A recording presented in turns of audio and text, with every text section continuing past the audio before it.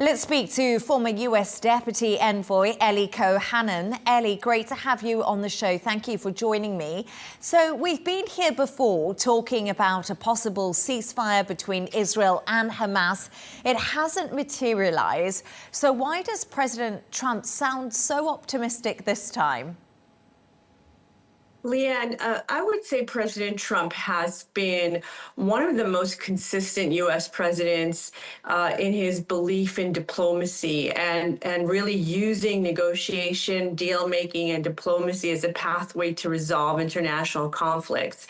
And the reality is, if you look at what is happening on the ground in Gaza, Hamas has been defeated militarily, handily so. All of their military leaders have now been eliminated by Israel. And so now you've got kind of like this second strata of, I can't even use the word leadership in Hamas left, and then the political leaders in Doha. And so, I think President Trump's optimism stems from the fact that Hamas doesn't really have much left to negotiate on. But unfortunately, because they are a terror group, they're not the most rational actors. And it is possible that they might try to extend talks and delay the situation even past any point of doing so. Ellie, polls in Israel indicate that 2/3 of Israelis support a ceasefire deal with Hamas and to bring the hostages home. Netanyahu has not fulfilled his aims eradicating Hamas and bringing the hostages home. Is President Trump growing frustrated with Netanyahu's bombardment of Palestine but not actually reaching the goals he set out? Well, it's interesting, Leanne, what you just pointed to is actually, I think, the challenge for the Israelis is that those two goals are sometimes at odds with each other, meaning that defeating Hamas, and look, the Israelis have already defeated Hamas militarily, but really, I think, eliminating them in the Gaza Strip as a presence.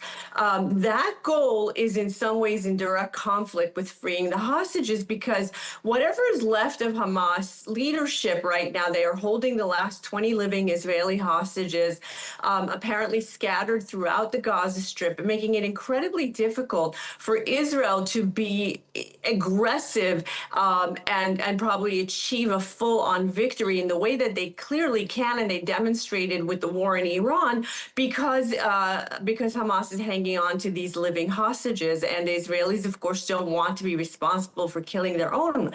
So this is the dilemma that Israel's finding itself with. And look, over and over again, the Israelis have agreed to every Witkoff framework and Witkoff proposal that the Trump administration has put forward. It's been each time Hamas that's rejected it. So it does seem like perhaps we're at an impasse, but I think that there is an understanding among the international community that there will at some point be a resolution to this conflict, and the resolution will undoubtedly include the full destruction and elimination of Hamas as a military and political threat in Gaza, so that the citizens of Gaza can move on with their lives.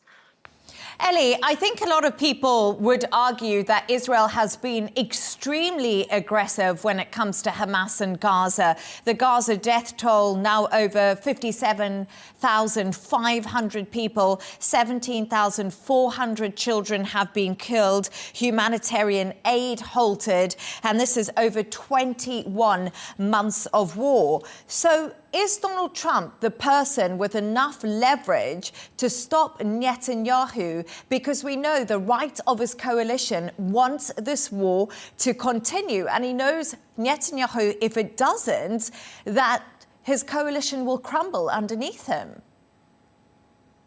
Leanne, I would say the following. First of all, when it comes to the numbers coming out of Gaza, we have to be very careful whose numbers we accept, because often the numbers are coming from Hamas themselves. Now, second, if you understand that the residents of Gaza are in the millions, and now you're talking about thousands killed, look, no one wants any death anywhere, but it is a war that Hamas started with Israel. And so when any entity starts a war, they will expect that there are going to be retaliation. And unfortunately, there will be death that comes as a consequence for that. Has Israel fought this war against Hamas as aggressively as they can? I can assure you that they have not. And again, part of that reason is because Hamas understood Israel's psyche and mentality, and they took Israelis hostage. So Israel could have used far more of a bombing campaign against Gaza. There could have been a lot more devastation, a lot more aggressiveness, and probably this war would have been over earlier had Israel used more aggressive tactics. But again, they did not because of their own hostages and because of some pressure from the international community.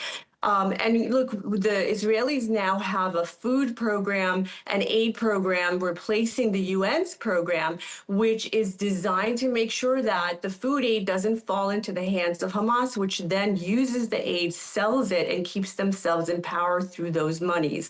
So the situation is complicated. I do think that President Trump is the only world leader who will be able to bring an end to this conflict. And also, I would be remiss if I don't mention that I think part of what's going to happen today between President Trump and Netanyahu is that they're going to take a victory lap. Let's remember that for so many years, we've seen world leaders wring their hands and try to figure out how they were going to deal with the threat of the Islamic Republic of Iran. And these two world leaders in partnership have now eliminated Iran's nuclear program, and they've decimated Iran's military capabilities, taken out a lot of Iran's command and control, and their nuclear scientists. So let's not forget that a big part of what's going to happen again today between Prime Minister Netanyahu and U.S. President Donald Trump is really taking the credit for resetting the Middle East in a direction that will hopefully move towards peace, prosperity, stronger relations between the moderate Sunni Gulf states, the Jewish state of Israel, the United States under the U.S. security umbrella. I think that is a direction that the U.S. and all reasonable parties want to see the region move towards.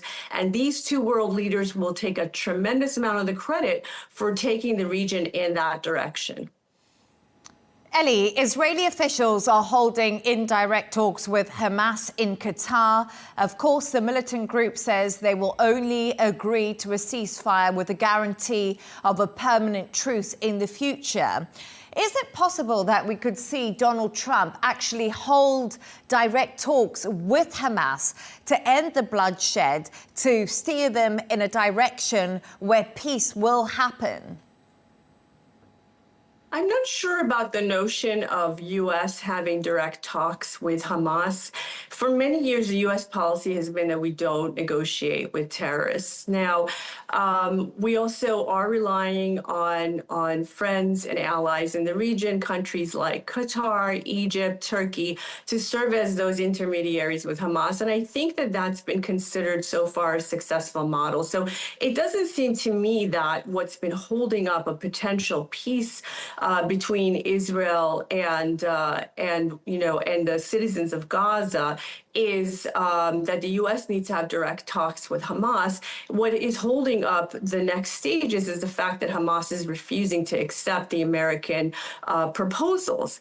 And so where I think the U.S. pressure might go next is towards those very same allies that I was mentioning, Qatar, Egypt, Turkey, to really pressure Hamas to accept the U.S. proposals, to take any exit strategy that's being offered to the leaders of Hamas at this point, and to leave Gaza, thereby allowing perhaps some sort of a coalition of Arab states, Israel, and the U.S. to rebuild Gaza and offer the citizens of Gaza a better future and security for the state of Israel. That is where all parties, again, want to see the conflict move to next. And Ellie, just a quick question before I let you go. Elon Musk has declared he is starting a new political party. Just a thought on how much support there will be for this party in the US. Leanne, this is a great question, and I think one that is picking up some conversation in the United States. But the reality is that third parties in the U.S. have not ever had any success in the past. We've seen no third party candidate ever win for the president of the United States. And so I think Elon is going to have a real challenge on his hands trying to create something that had never proven any success in the past. All of us understand his frustration. He seems like someone who genuinely cares about the fate of the United States, the future of the country, and he's very worried about the debt, it seems.